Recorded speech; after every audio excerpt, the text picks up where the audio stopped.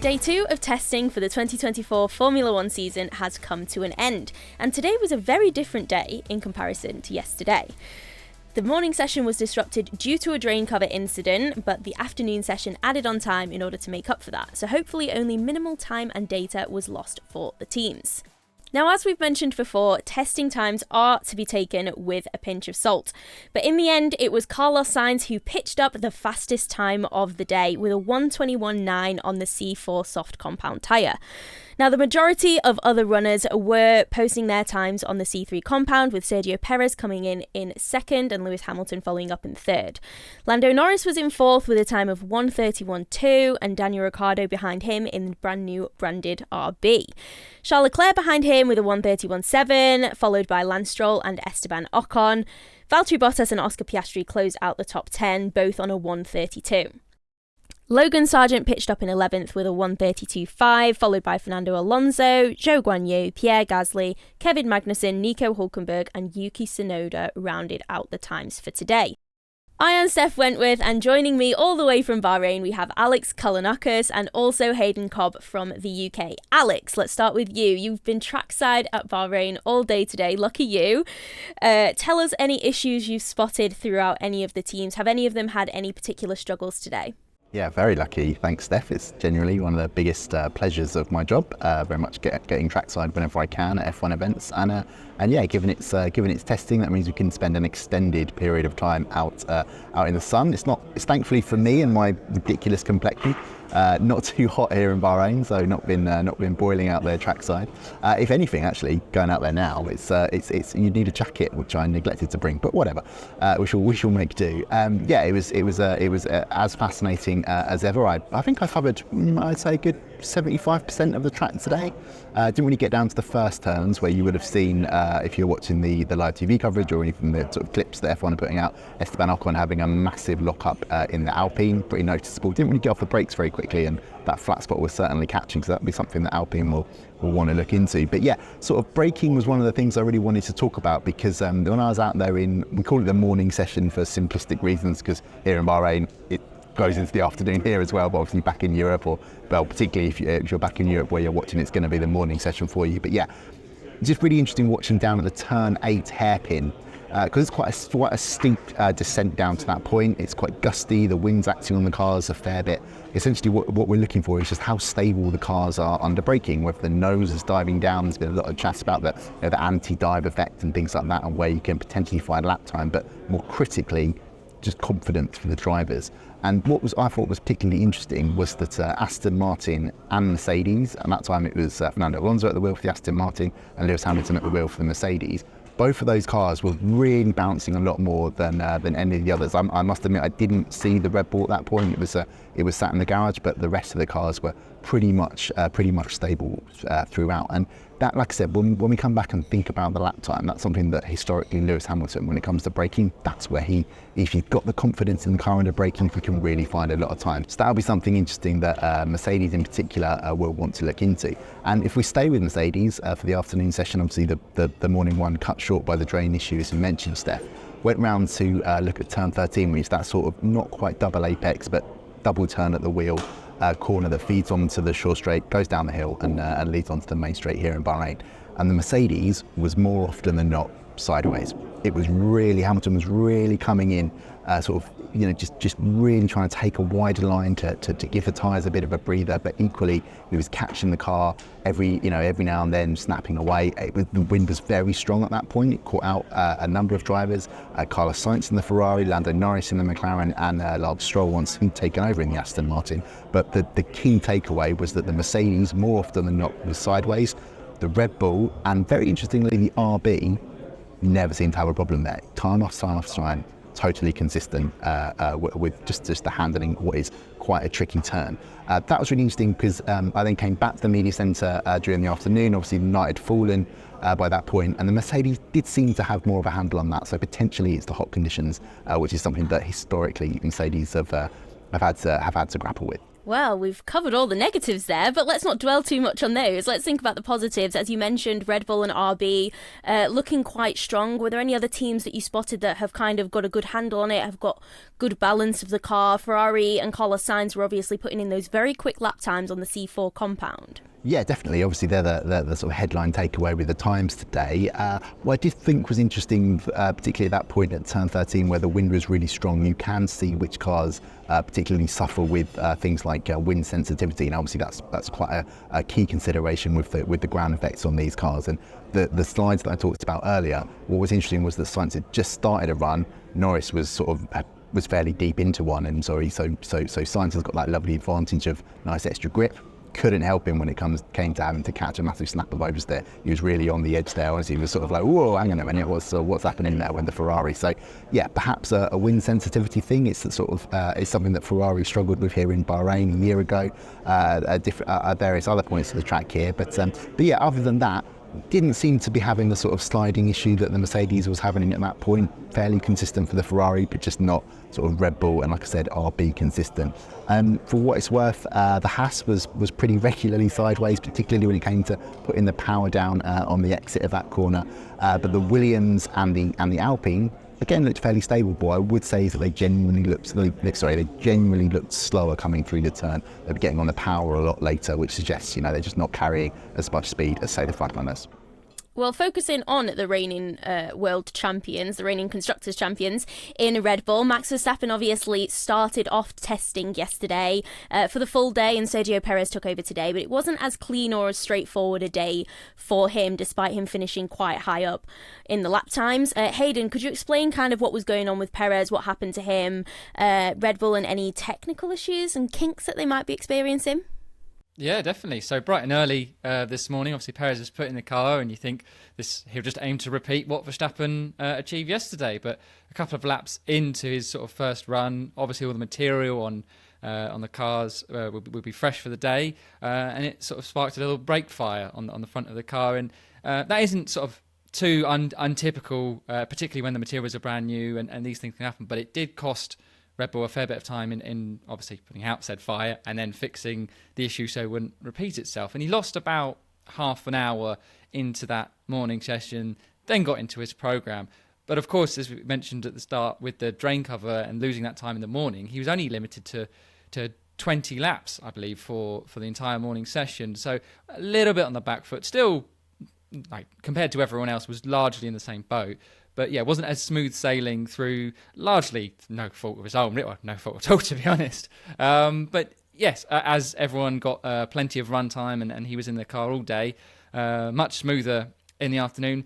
You would say he didn't look as comfortable as Verstappen in the car, at least from my vantage point through TV feeds. But yeah, a case of getting the programme done. He certainly ticked through it, and Red Bull were able to catch up a little bit. There was one scary moment for them sort of towards the end of the afternoon session of it appeared as if Perez lost drive or lost power entirely, coming through sort of the penultimate into the last corner. And he managed to get the car back to the pits sort of at a crawl.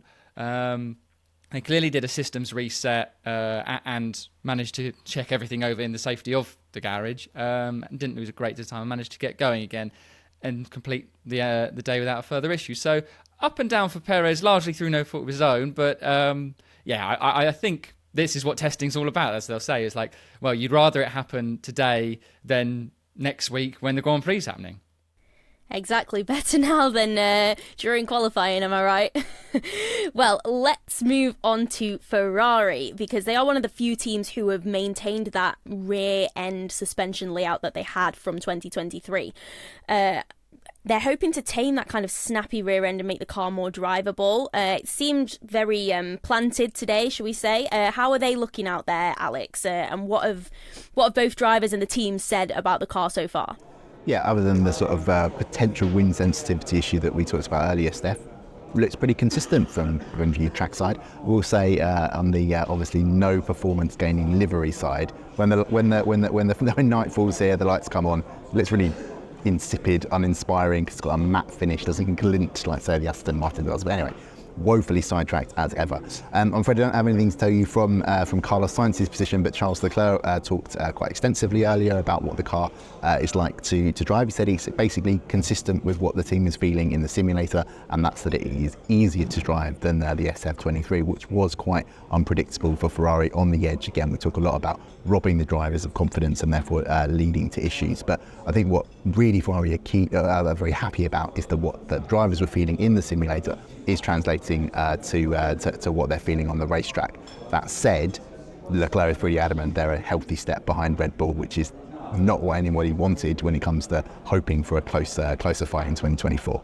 Absolutely. Well, we'll see where Ferrari is able to go from here. But unfortunately, they actually had to fit a new floor due to the drain cover incident that happened in the morning. Haydn, this isn't the first time that we've seen Ferrari impacted by these drain covers in recent times. Are these becoming more of an issue in F1 as a whole? Is this something that the FIA and F1 are going to need to address in the future? It's a very good question, actually, and it's probably not one that Mehdi would have thought coming into testing, especially, would come up. But I think it probably is going to be at the forefront of their mind, particularly when they go to tracks that have a lot of drain covers and sort of exposed areas. You obviously would think of the street tracks immediately, but as Bahrain has shown in a very sort of traditional circuit setting, these cars are able to rip off drain covers wherever they go. And yeah, massive deja vu, as you mentioned there, and to the point where I was on the Autosport podcast after Friday practice in Las Vegas talking through that. So yeah, I feel like I'm going through that again, but it was incredible, sort of the similarities of it. It was damaged a Ferrari car, there was a drain cover, cut the running short. I've granted there weren't many fans in Vegas for other reasons that day compared to Bahrain, where obviously there's not too many fans for the testing. But then thankfully the repair job was fairly swift. As we said, obviously they lost a little bit of time, but gained it back in the day. And overall the disruption was relatively minimised. But yes, it's certainly going to be something that, because of the way these cars generate downforce and with the ground effect, it's going to become an issue more and more throughout the season, and particularly when these loads get bigger and bigger. So, yeah, I would say so. They're going to be clearly going to the likes of Monaco, Baku, and Miami to the start of the year. Those would be the ones to watch out to try and avoid the repeats of Las Vegas and today. If I can just add to the sense of deja vu there, Haydn, not only was I trackside during Las Vegas F1 session, I was also trackside this morning. So it's everybody's in familiar places for these things going wrong. But I thought what's quite interesting, you're quite right to note, obviously, how powerful the ground effects are in terms of how that's going to impact things like drain covers. I went back, I was noticing it yesterday when watching on the outside of turn 11, the drivers drift really quite heavily onto the curbs at that point. Went back and checked the video footage. That is the sort of natural racing line is the term I'm going to use, but when they're going flat out in qualifying, they've got nearly 2/3 of the car over onto the curbs at that point. So it's obviously just weaken the drain cover, because that's what they're doing. They're trying to open up the corner to keep the tyres alive, not strain the tyres as much as possible while keeping that speed high. So yeah, I think it's unfortunate that obviously just enough times cars went over it to cause that failure today. Well, hopefully we don't see two more of that going into the rest of the season. Moving on to Mercedes, yesterday George Russell was in the car for the whole day. He said that the W15, they're now more able to attack the corners, and Hamilton backed that up by posting the third fastest time today. Merc have had a difficult few years, but how is this W15 looking on track? Yeah, as I said, Steph, from my vantage point at that particular corner really far around the Bahrain track, it was honestly the worst looking one. That said, I mentioned the conditions that it was running in, the slightly hotter conditions. When it came in and viewing onboard in the night footage as things closed out the day, it did look a lot calmer. And let's not forget, that the cars are not going to be running in their race spec trim. They're not going to all be, using the same wing levels and things like that might be ideal for running around Bahrain.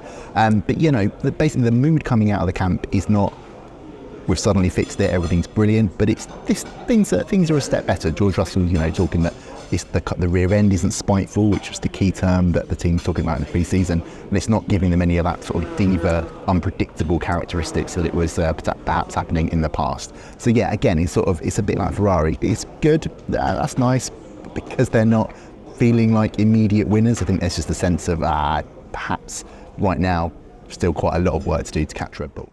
And finally, we saw a performance run from Carlos Sainz on the C4 compound tyre, though the majority of the teams were using the C3 compound and using that for the long runs rather than qualifying runs, apart from Sainz, Ricciardo and Sargent. Everybody else's top times were done on those C3s. Haydn, do we have any way to kind of explain what's going on here? What exactly are the teams looking for? Yeah, I guess if you go immediately short term, the C3 is designated as the soft tyre for next weekend's Bahrain Grand Prix weekend. So the C4-5 won't be available next weekend. So yeah, the C3 is the one to focus on, particularly over the next week or so. And it's fair to say that teams are likely to use the C3, given it's in the middle of the compound, far more regularly over the course of the season, depending where it is in that sliding scale, depending on the abrasiveness and what tyres Pirelli brings to each race. And it is clear that teams have heavily loaded in their picks for the test of the allocation for tyres, to the point where McLaren and Alpine have got no C4 or C5 tyres in their allocation for the whole of testing. So you won't see either of their cars on anything softer than a C3. But others have brought a few, and the reason mostly being was we're still going to use those tyres at some point this season, so it's always good to get a feel for them, see how the car behaves on that softer compound, with a thought in mind of going to circuits of where that compound and that rubber is going to be useful. So there's a bit of split thinking between the teams, and I think that's obviously given how limited they are on track time when you divide it per driver. Those out-and-out performance sort of glory times that we've sort of seen in the past and probably could still see during this week, they are going to be a lot few and far in between, because just teams will not have the time to get through all the compounds, and they've got to prioritise what is going to be most important to them, and it's long runs and it's race runs on tyres that they're going to need over the next few weeks. So no glory runs for anybody else. Well, that about does it for our roundup of day 2 testing. Make sure you are subscribed to catch the rest of our content surrounding the weekend. We'll be back for a testing day 3 roundup tomorrow, and for the coverage of the rest of the 2024 season as we move on to the first race. Thank you all, and see you in the next one.